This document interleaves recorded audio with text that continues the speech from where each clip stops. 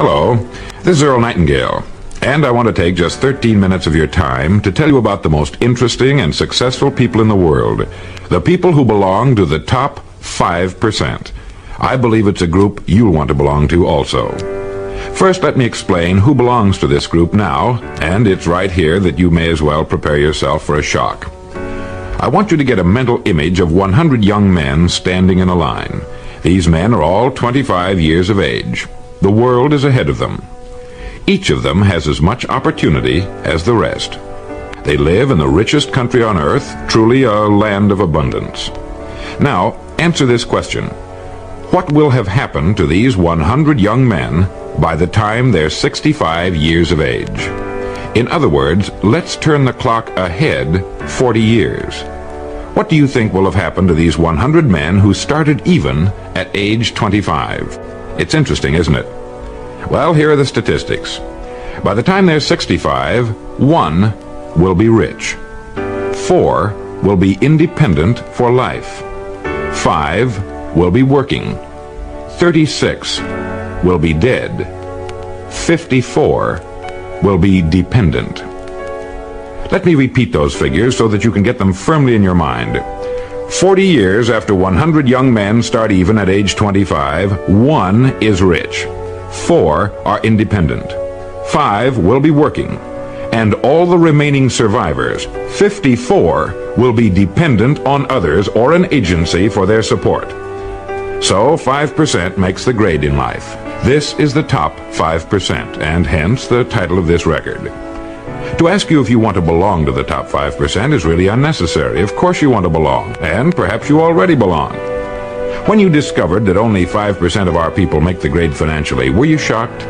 You should have been, because this is really a serious indictment. Look at it this way. If you practiced playing the piano 8 hours a day, 40 hours a week, 50 weeks a year, for 40 years, I know you'll agree that you would be an accomplished pianist. Or what if you practiced anything, 8 hours a day, 5 days a week, 50 weeks a year for 40 years? Medicine, law, selling, agriculture, teaching, carpentry, writing, anything at all. In 40 years, you can become an expert at anything, right? Of course. Well, the 54 men out of 100 who arrive at age 65 without having become financially independent in the richest land in the world have worked in our economy 8 hours a day, 5 days a week, 50 weeks a year for 40 years, and haven't figured out in that length of time how to be financially independent for the remaining and certainly the best years of their lives. Why? How is this possible? Financial independence is certainly not a matter of luck. It's a simple matter of planning.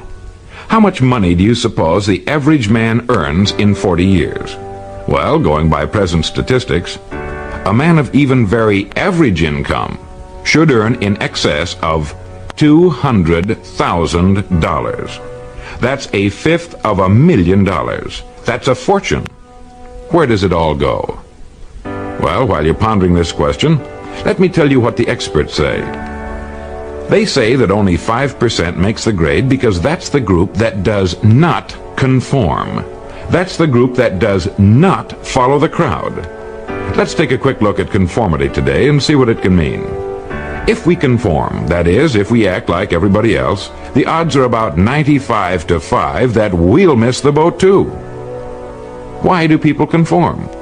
Well, not too long ago, the great Nobel Prize-winning Dr. Schweitzer was asked in London, "Doctor, what's wrong with men today?" And the great doctor replied, "Men simply don't think." And that's the answer. Men conform because it seems like the easy thing to do, and because they've been taught to conform. From the time they were born, all through school, they were told what to do. They wanted to be liked, to belong to the group. They dressed, played, and acted like the other children. They didn't want to be different because children are sometimes cruel to those who are different. They spent, let's say, at least 18 years learning to conform to their group. Then came the service. Again, they were told what to do. Again, they must conform. Suddenly, a man is out of service, out of school, and on his own for the first time. Now, what's the most natural thing in the world to do? Right. It's to look around and see what the other fellows are doing. Since we've always been told what to do, why should we start thinking for ourselves at age 25? So he gets a job, and again looks around to see how the other fellows are doing their jobs. Now, since it seems to be a part of human nature to do no more than a person has to in order to get the weekly paycheck, again, he conforms. Now, we know he has 40 years to become great at what he does. Plenty of time. But does he do it? Not if he follows the crowd. Not unless he decides to join the top 5%. If we follow the crowd, we haven't got a chance. If we think independently and follow our good ideas with action and stay with it, nothing in the world can keep us from succeeding.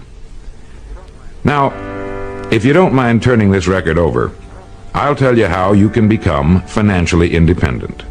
How you can see to it that you'll never have to worry about an income again as long as you live.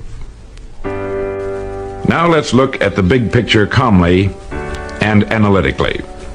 Since statistics prove only 5% makes the grade financially, in a country where there's more than enough to go around, all the rest must be doing something wrong. And what do the leading educators and experts say is wrong with most people today? They just don't think for themselves. They simply do not look at life as a complete thing with a beginning, a middle, and an end.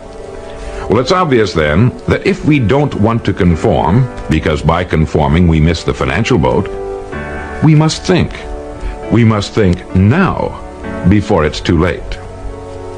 There are only two things that can contribute to financial success.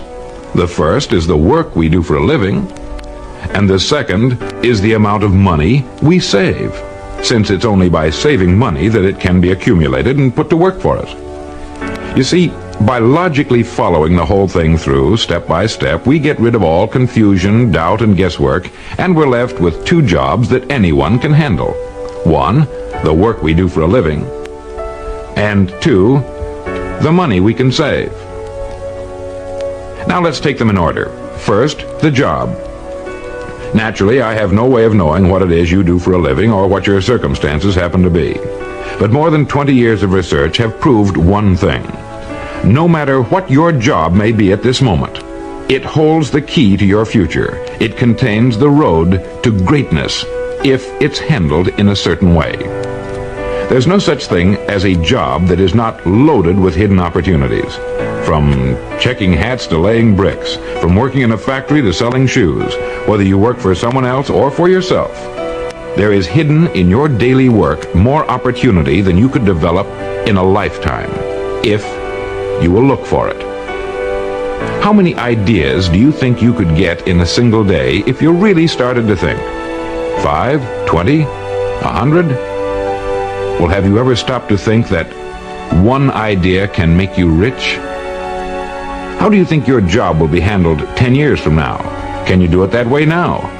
What improvements will be made in your industry during the next 50 years? You know that improvements are inevitable. Someone's going to have to come up with them. Why not you?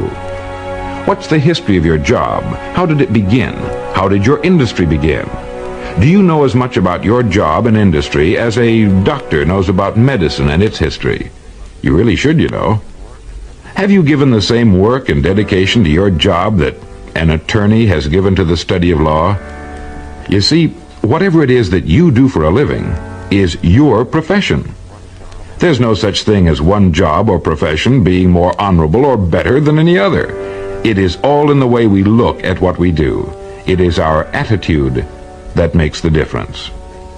How long do you think it would take you to know everything there is to know about your job and its application to your industry and our economy as a whole? 5 years?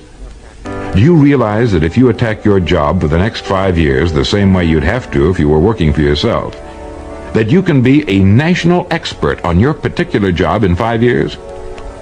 You see, a person can become an expert at any one particular thing in 5 years, and it's the experts in this country who can write their own tickets.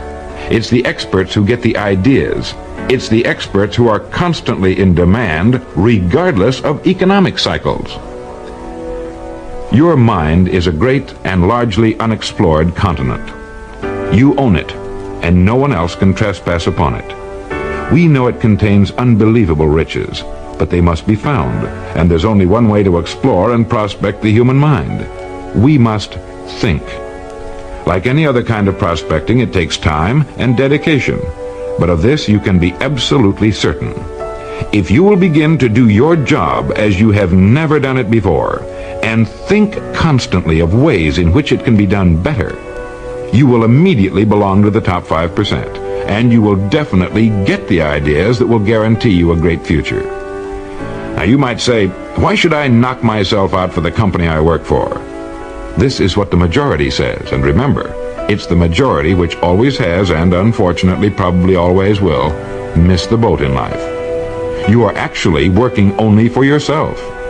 Each day you're building the house you and your family must live in, and the materials and methods of construction you put into your house will determine its strength and your degree of greatness.